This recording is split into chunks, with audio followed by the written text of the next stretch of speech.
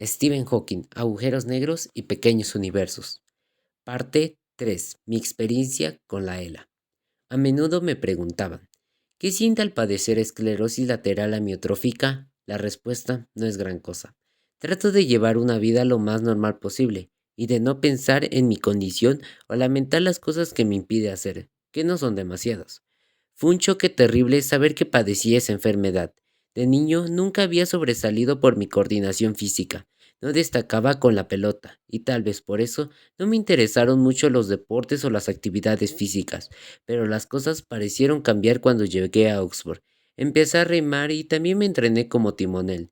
No es que alcanzara la categoría suficiente para participar en la célebre regata, pero logré el nivel de las competencias intercolegiales.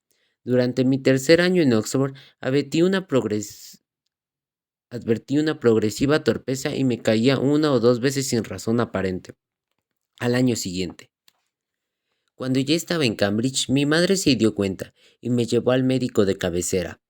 Este me remitió a un especialista y poco después de cumplir los 21 años ingresé a un hospital para un reconocimiento. Permanecí allí 2 semanas y fui sometido a una amplia variedad de pruebas. Tomaron una muestra muscular de mi brazo, me pusieron electrodos, inyectaron en mi columna vertebral un líquido opaco a las radiaciones y a través de los rayos X lo vieron subir y bajar mientras inclinaba en la cama. Terminadas las pruebas, no me dijeron qué tenía, tan solo me explicaron que no se trataba de esclerosis múltiple y que yo era un caso atípico. Supuse, sin embargo, que pensaban que me empeoraría y que no había nada que hacer conmigo excepto darme vitaminas. Pude advertir que no confiaban en que me hicieran mucho efecto. No quise conocer más detalles, porque evidentemente serían malos.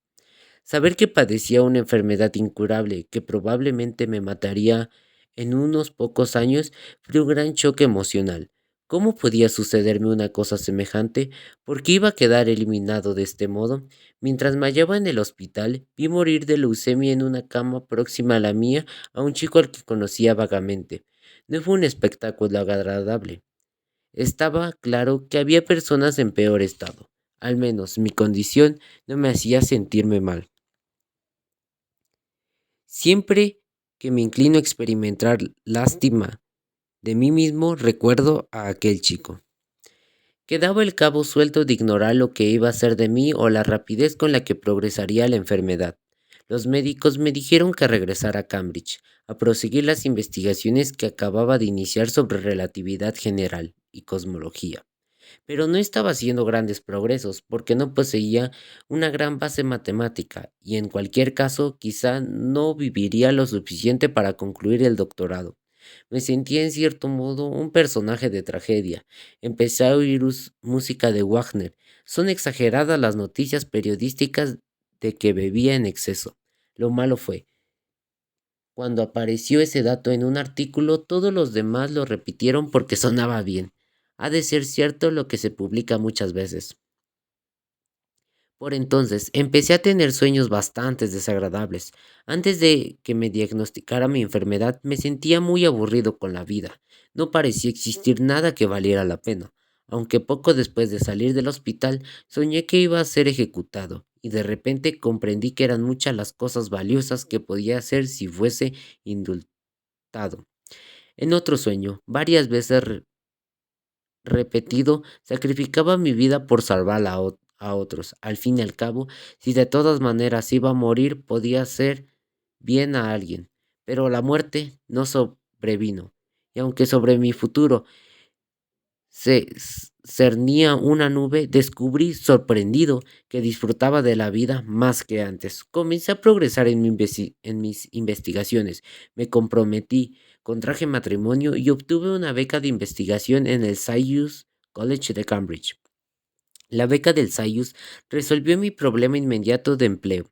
Por fortuna, había dado por física teórica, que era una de las pocas áreas en donde mi condición física no constituiría un obstáculo serio, y tuve la suerte de que mi reputación científica aumentara al tiempo que mi incapacidad iba haciéndose mayor, lo que significó que se me brindarían una serie de puestos en los que podía dedicarme a investigar sin dar clase.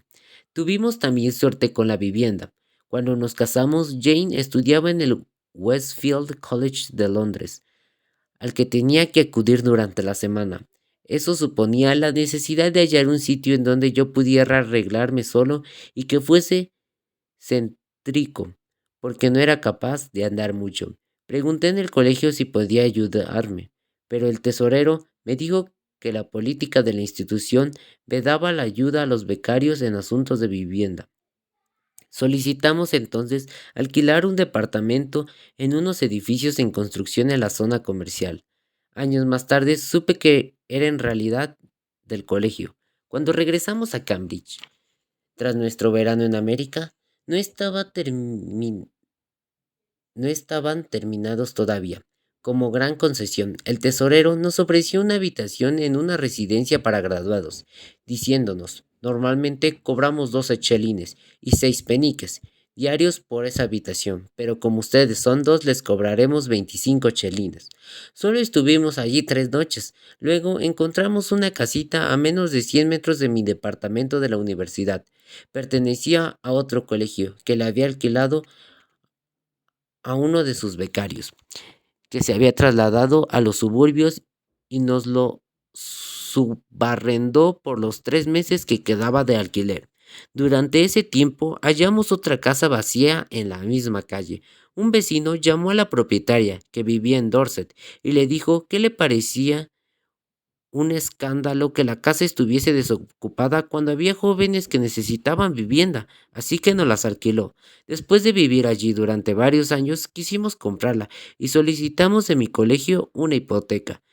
Estudiaron la cuestión y decidieron que el riesgo no era recomendable. Al final obtuvimos la hipoteca de una inmobiliaria y mis padres completaron la suma. Estuvimos allí 4 años hasta que se me hizo demasiado difícil utilizar la escalera. Para entonces, el colegio me apreciaba más y había cambiado de tesorero. Nos ofrecieron una vivienda de planta baja en una casa de su propiedad. Me convenía porque las habitaciones eran grandes y las puertas anchas. Estaba suficientemente céntrica para poder ir en silla de ruedas eléctrica hasta mi departamento de la universidad o al colegio. Era también ideal para nuestros 3 hijos, porque estaba rodeada de jardín cuidado por el personal del colegio. Hasta 1974 pude comer, acostarme y levantarme solo. Jane consiguió atenderme y criar a 2 hijos sin ayuda adicional, pero después las cosas empeoraron. Así que tuvimos que admitir en casa a uno de los estudiantes que investigaba conmigo, quien, a cambio de alojamiento gratis y de tensiones pertinentes, me ayudaba a levantarme y acostarme. En 1980 pasamos a depender de un sistema de enfermeras municipales y particulares que venían 1 hora o 2 por la mañana y por la noche. Y de este modo continuamos hasta que en 1985 contraje una neumonía. Hube de sufrir una traqueotomía y a partir de entonces necesité asistencia durante las 24 horas del día, financiada por subvenciones de varias fundaciones. Antes de la operación, en mi voz fue volviéndose cada vez más confusa, hasta el punto de que solo podían entenderme quienes me conocían bien, pero al menos era capaz de comunicarme. Redactaba trabajos científicos que dictaba a una secretaria. Impartía seminarios mediante un intérprete que repetía con claridad mis palabras. La traqueotomía me privó por complejo del habla. Durante un tiempo, mi único medio de expresión consistió en deletrear las palabras, alzando las cejas cuando alguien señalaba la letra correcta en un alfabeto. Es verdaderamente difícil llevar una conversación de ese modo, y mucho más redactar un trabajo científico. Pero un experto en computadoras de California, Walt Wilson, se enteró de mi situación y me envió un programa informático llamado Equalizer, que me permitía seleccionar en la pantalla pala- palabras de una serie de menús, oprimiendo manualmente un computador. El programa podía ser asimismo controlado con un gesto de la cabeza o un movimiento ocular. Una vez determinado lo que deseaba decir, lo enviaba a un sintetizador de voz. Al principio me limitaba a utilizar el programa Equalizer en una computadora de mesa. Luego, David Mason de Cambridge Adaptive Communications aclopó a mi silla de ruedas una pequeña computadora personal y un sintetizador de voz. Este sistema me permite comunicarme mucho mejor que antes.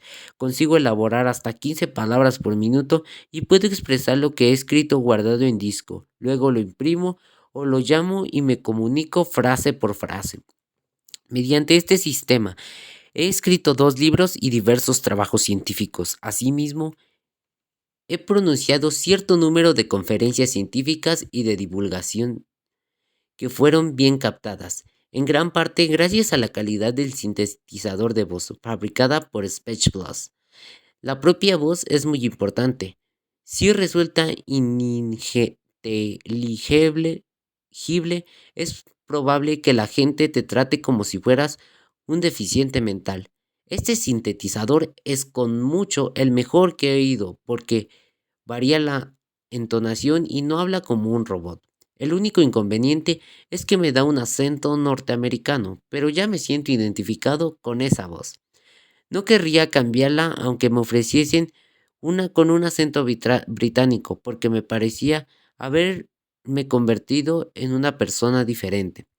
He padecido durante casi toda mi vida de adulto una enfermedad de las neuronas motrices, pero eso no me ha impedido tener una familia maravillosa y alcanzar el éxito en mi trabajo. Y ello gracias a la ayuda que recibí de mi esposa, de mis hijos y de un gran número de personas e instituciones. Tuve la suerte de que mi afección progresara más lentamente de lo que es habitual. Revela que jamás hay que perder la esperanza.